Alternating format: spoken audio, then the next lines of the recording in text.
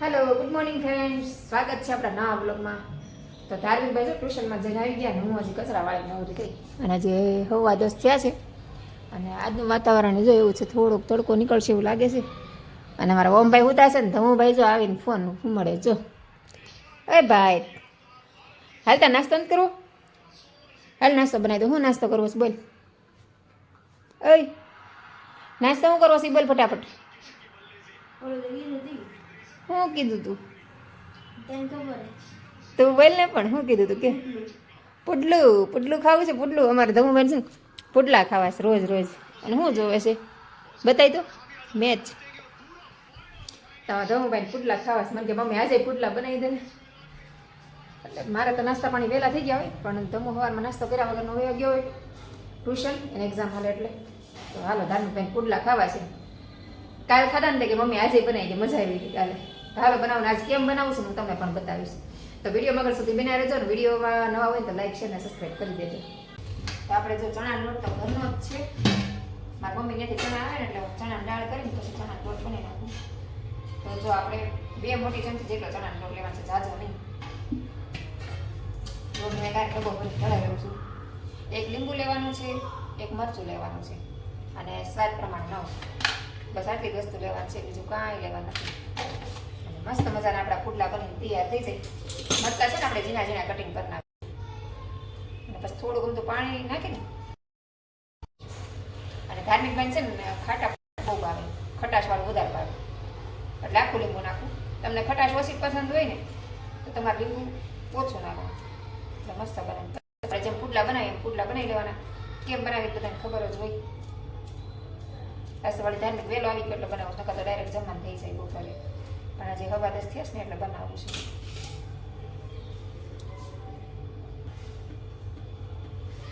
અને આપણે કંઈ વધારે બીજી વસ્તુ પડી હોય એ નાખી દેવાય. જો આટલું કેપ્સિકમ પડ્યું છે અને એક નાનું ટમેટું કાચું પડ્યું છે, એ આપણે આમાં નાખી દેવાનું. એટલે છોકરાને ખાવાની મજા આવે. છોકરાને કંઈ ખબર ન પડે અંદર હું એડ કર્યું છે, પણ આ બધી હેલ્ધી વસ્તુ અંદર આવી જાય. અને અજમાનો ટેસ્ટ પસંદ હોય ને તો ચપટી અજમા નાખી દેવાના, એનાથી ટેસ્ટ બહુ સારો આવે. અને અજમાથી છે ને વાયુ ન કરે. તો હું બને ત્યાં સુધી બધી વસ્તુ માજમાં નાખું કે થેપલા બનાવું ગમે એ બનાવું. અને તલ ગમતા હોય છોકરાને થોડુંક ડેકોરેશન વાળું તો થોડાક 1 ચમચી જેટલા સફેદ તલ નાખી દેવાના. મારા પાસે તલ નથી, તલ બધા નાખી ફૂટવાડી દીધા એટલે તલ હવે લાવવાના છે. તો કેપ્સિકમ આપણે ઝીણું સુધારીને અંદર નાખી દઉં અને ટમેટું એડ કરી દઉં. પછી બેટર બનાવીને ધાર્મિકભાઈને પુડલા બનાવી દઈએ મસ્ત મસ્ત.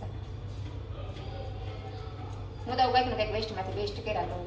કેપ્સિકમ ને એવું બધું નાખી દેવા. એટલું કેપ્સિકમ ક્યાં વાપરવું, તો આમાં ખવાઈ જાય, મજા આવે. કાલે મેં અડધું કેપ્સિકમ નાખ્યું. એમાં એવું છે 1 કેપ્સિકમ કેદું પડ્યું હતું, તમે કીધું વપરાઈ જાય. બાકી તો ક્યાંય કામમાં ન આવે કેપ્સિકમ. જો અહીંયા આપણે બેટર બનીને તૈયાર થઈ ગયું છે. અને અહીંયા આપણું પુડલું બને છે પિંક કલરનું. ના ધમભાઈ બે ગયા છે મોસંબી ખાવા. હાલો પુડલું બની ગયું. કોને આપવું? નથી ખાવું ને? બેમાં દીકરી ખાવું પાકું? ઓકે. કંઈ મેં પુડલા બનાવ્યા પણ અમારા ઓમભાઈ ને ધાર્મિકભાઈ નથી ખાવી. એક આવું નથી ખાવું. કેવું બનાવ્યું? ગુલાબી કલરનું કે પુડલું હોય એ ટેસ્ટ ખાવા માંડ્યો. કાંઈ વાંધો ન ખાય. આવી હેલ્ધી વસ્તુ આ ન હોય. ન ખાવ તો કાંઈ ન ખાઈ લઈશ. તે કીધું ને નથી ખાવું એમ. હવે પાછું ખાવાનું મન થઈ ગયું. હા ધમુભાઈ નામ છે મન ઓગળી ગયો. હમણાં ના પાડતો હતો ને કોઈ નહીં ખાઈ એમ. લાઈફ ના ખાઈ ઓલું બનાવવા દે ને એવું ના એ ચટણી લેવા દે. અરે બનાવે તો ખબર પડે ને તને. ચટણી ખાવી જ છે. હા ધમુભાઈ પેલા ના પાડતા હતા, મન ઓગળી ગયું ખાવા. મન ગુલાબી થઈ ગયું. તો પેલા હું મન પીળું હતું ખરું.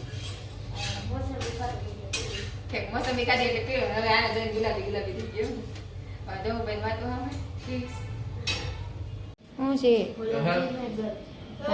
આમ તો ઘડીકમાં શર્ટ કરી ગયો. અને હમણાં કેવા નાટક કરતો હતો.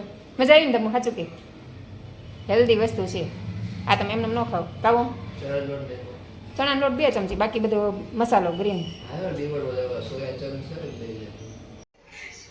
નાસ્તો કરીને હોઈ ગયો. કેમ હોતો કેટલી નીંદર આવતી છે તરત હોય વતન ગયો બોલો. અમારા ધમુભાઈ તો નાસ્તા કરી કરીને હોઈ ગયા ને કપડાં ધોવા નાખ્યા છે, હજી ધોવાના નથી.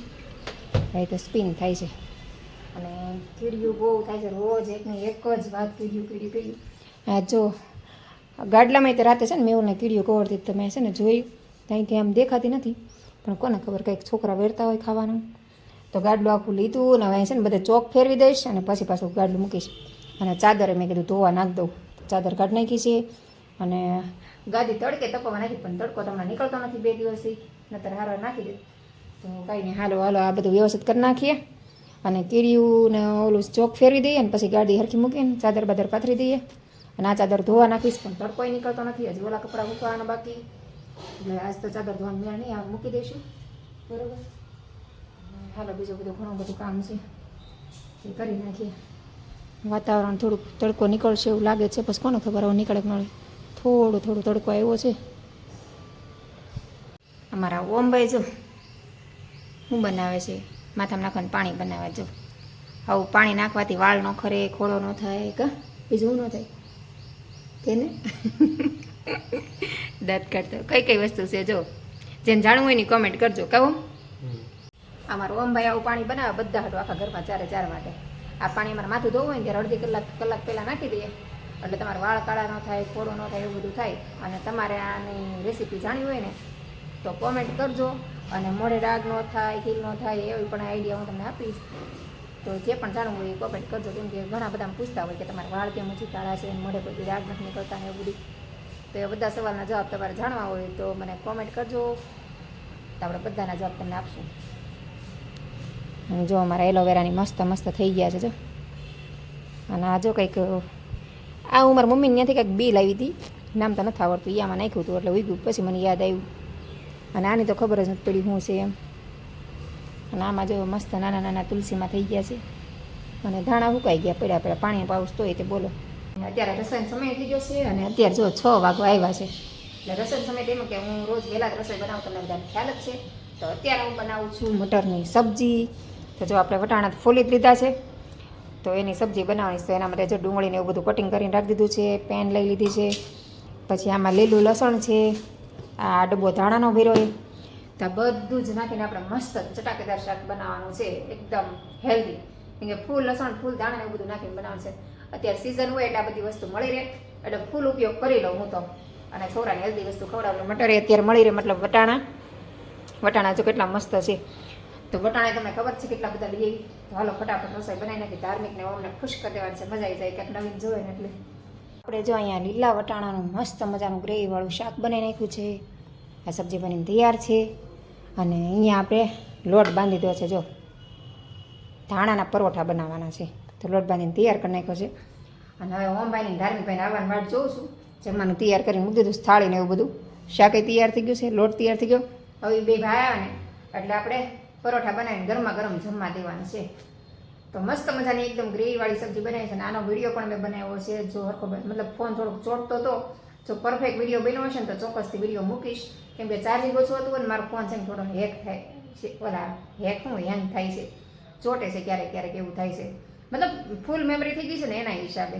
તો વિડીયો પરફેક્ટ બન્યો હશે ને તો ચોક્કસથી હું આનો વિડીયો મૂકીશ. રેસીપી મેં ફૂલ વિડીયો બનાવ્યો છે. તો આનો વિડીયો તમારે જોવો હોય ને તો નીચે આઈડી મેન્શન કરેલી છે. એનું નામ પણ કહી દો કે પ્રજ્ઞા કુક એન્ડ બ્લોગ શોર્ટ, અને બીજી ચેનલ આપણી છે પ્રજ્ઞા શોર્ટ. બંનેમાં તમને આની રેસીપી મળી જશે. ને અત્યારે થઈ ગયા છે 7. તો ચાલો હવે 2 ભાઈ આવ્યા નથી તો આપણે દિયાબત્તી કરી લઈએ. ત્યાં કદાચ તમુભાઈ આવી જશે ને ઓમભાઈ આવી જશે. અને સબ્જીને આપણે ઢાંકીને મૂકી દઈએ મસ્ત મજાની. આમ જો કે મસ્ત સબ્જી, મને તો જોઈને જ એમ થાય કે ખાઈ લઉં, ફટાફટ જમી લઉં. જો એકદમ ફૂલ લસણ, ફૂલ ધાણા અને ફૂલ વટાણા, લીલા વટાણાનું શાક, લીલા વટાણાની સબ્જી પણ કહી શકો. અને હારે ગરમા ગરમ પરોઠા હોય એટલે હા મજા જ આવી જાય ખાવાની આમ.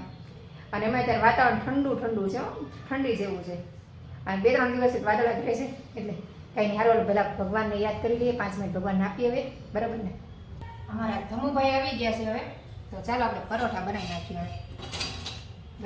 ધમુ જમવા બે જવું છે ને ત્યારે તો આ ગરમા ગરમ બનાવું છું, બેસી જા.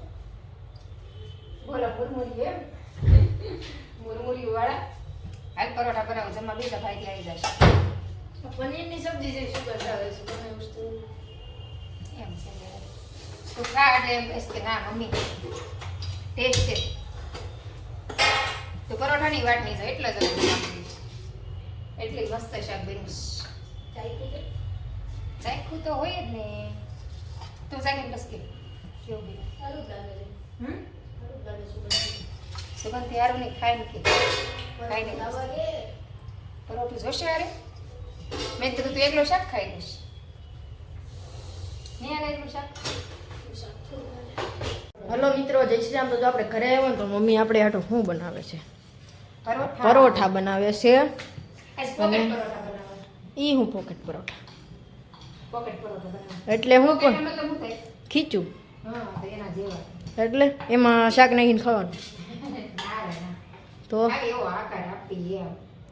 બીજું હું શાક નાખીને થોડું ખવાય. લે. ત્યાં રીતે આમ પોકેટ બનાવવાનું. આમ ઓલા ચોરસ નથી બનાવતા?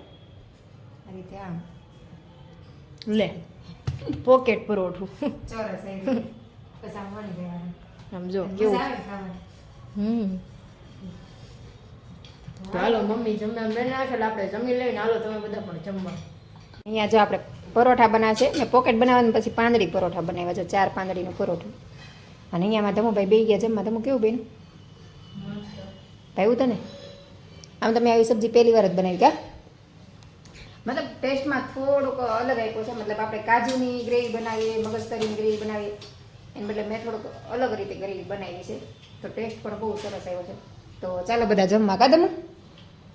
પરોઠા ને શાક ને દૂધ તો અમારે ધમુભાઈને લેવાનું હોય કોરું કોરું જ ખાવાનું હોય કા?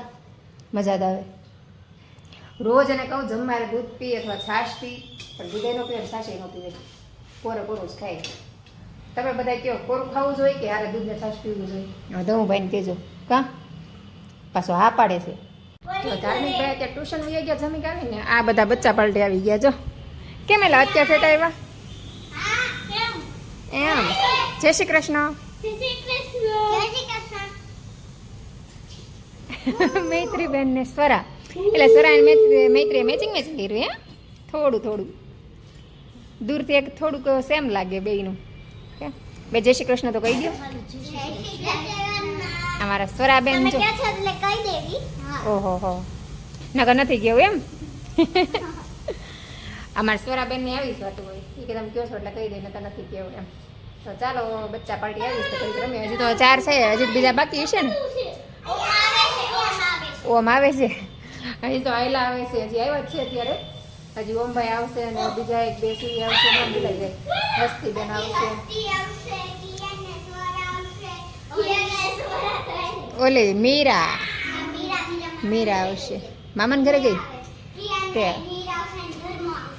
ઠીક ધર્મ. અહીંયા જો ઓમભાઈ આવતા હોય એવું લાગે છે. આવ્યો જો શેર આવ્યો શેર.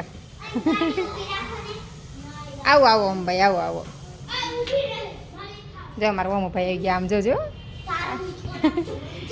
એને તો દોડા દોડા જ હોય કોઈ દી શાંતિ ન આવે કોઈ દી શાંતિ જાય દોડા દોડા કરતા શાંતિ રમે. માર પાડશે આ બધાયમાંથી એક જ ઓમભાઈ માર પાડશે ચંગુ મંગુ. હાલ હવે છોકરા ઘડી વાર રમીએ ત્યાં ઓમભાઈ આવી જશે.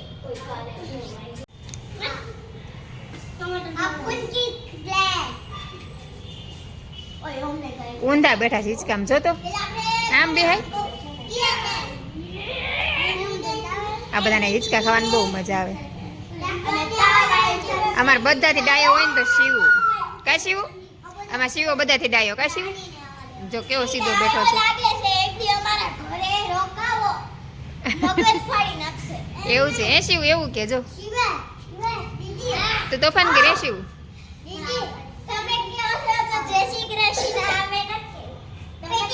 જય શ્રી કૃષ્ણ જય શ્રી કૃષ્ણ.